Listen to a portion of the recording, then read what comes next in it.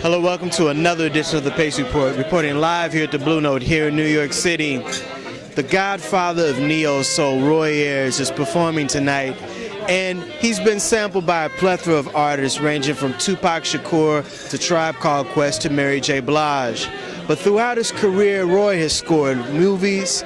He's fused both R&B, jazz, funk, disco.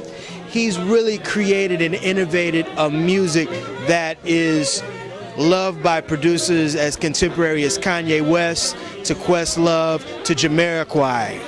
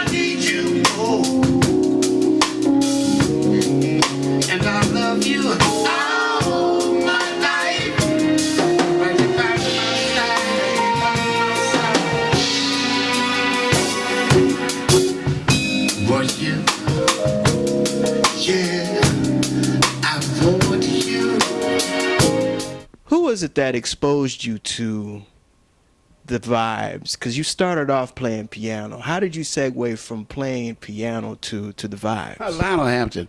Lionel Hampton was my inspiration. Yeah, was and is my inspiration. My folks, my mother and father always played his music in the house. My mother always talked to me about it, about Lionel Hampton. I at one point in my life, I was interpreting that I was going to be Lionel Hampton. Nobody knew this. I never talked about it. But I always thought in the back of my head, in the front of my head, wherever I thought, I always thought that I was going to become Lionel Hampton himself.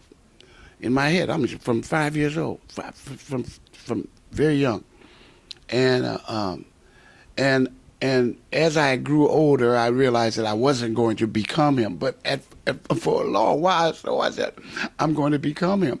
So I just knew that I was going to be, successful. And I knew that, and I know that. I have no, and as far as I'm concerned, I am successful. Success is being consistent. If you're consistent, then you're always there, and if you're always there, then you're successful. So it's not necessarily monetary. It's the love of the music. It's the art. It's the involvement, being involved in it and being part of it. I mean, two of my favorite people are Lionel Hampton and Miles Davis. Lionel, because of his greatness, his technique and his style and his energy, just blew my mind. I knew everything about him as I grew older and as I continued to grow. And I've jammed with him. You know, he came and jammed with me. We've hung out. So that's like. That's history. That's my history right there. Lionel Hampton is my greatest inspiration.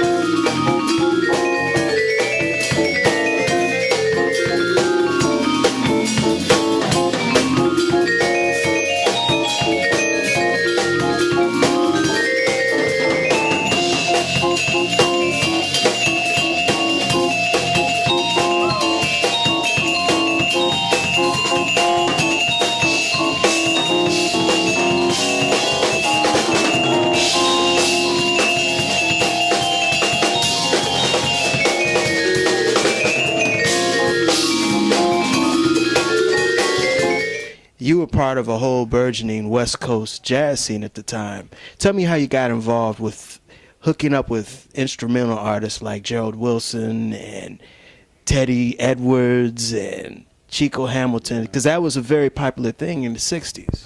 Yeah, it was. I was very lucky because I was a fast learner and I learned how to improvise very quick. Even in high school, when I studied in high school, I had harmony with the great Mr. Sam Brown, the late great Mr. Sam Brown, my harmony teacher.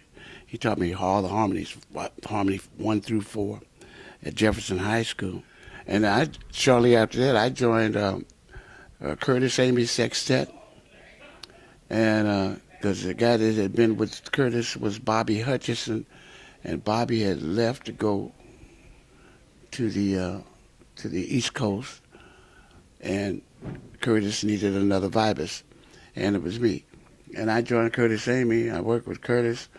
After working with Curtis, I joined Gerald Wilson's big band and did some albums with him. I did 3 albums with Curtis. I did about 3 or 4 albums with Jack Wilson Quartet, and I was really on a roll. After, of course, working with those guys, I went to Japan with Chico Hamilton, and that was really a fine trip. And I had a number of jam sessions during all those periods that I worked with Curtis. There were a lot of big jams, and I was working with Phineas Newborn Jr. and Hampton Hawes and Teddy Edwards and Harold Land. Oh man, I didn't really realize it until later. That was with the heavies, the heavy cats, and I was in heavy company,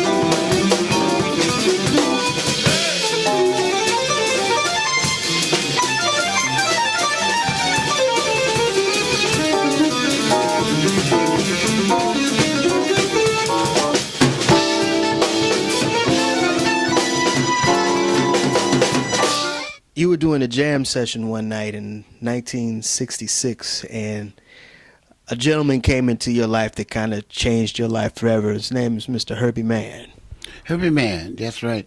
As a matter of fact, I was at home at that time, and really at that time it wasn't a lot of work. I had worked with Gerald Wilson and all the West Coast guys, and Reggie Workman, the bass player, with Herbie Mann, one of the great bass players, that was with everybody, including John Coltrane. Reggie Workman called me up and said, "Roy, Herbie Mann needs a vibraphone player. I thought I'd call you." He said, "Why don't you come down and set in with Herbie tonight?" I said, "Great." And he told Herbie I was coming. I went down and sat down, of course, in Los Angeles. Everybody knew me. I went out to Hermosa Beach, which is out in California, which is out in the beach area. And I sat in with Herbie, and we took a break.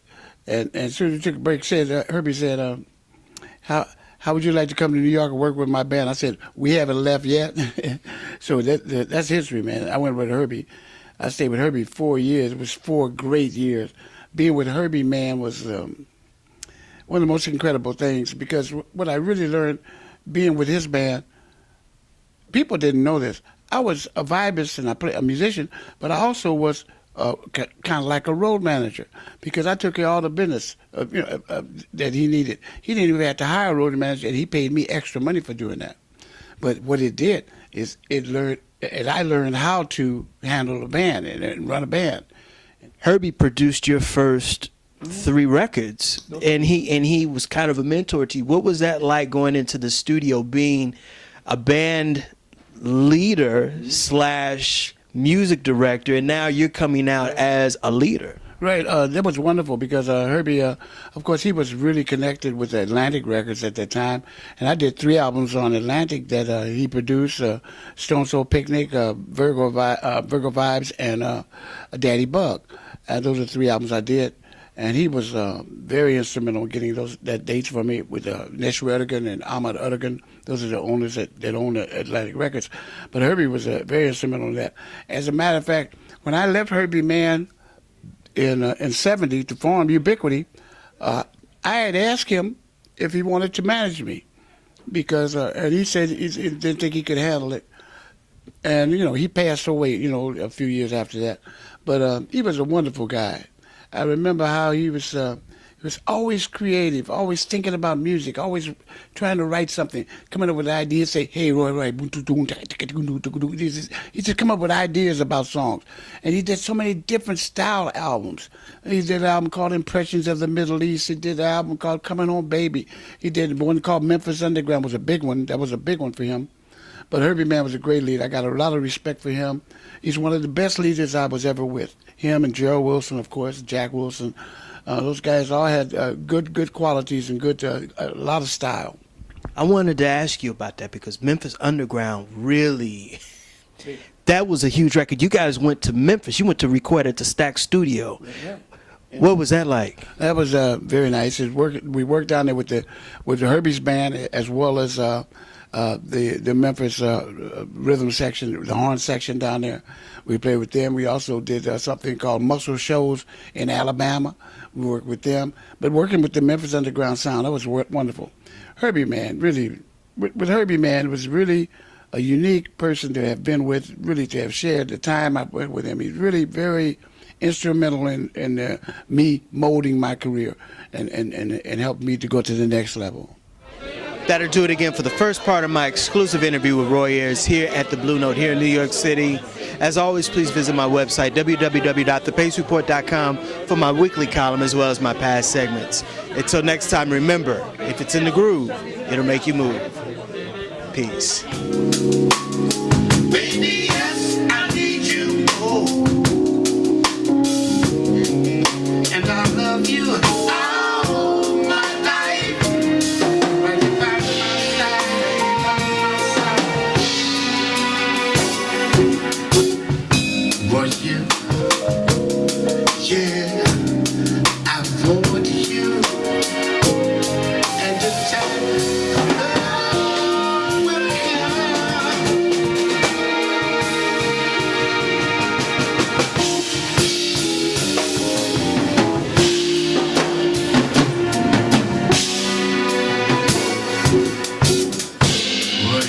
Want you, baby, yeah.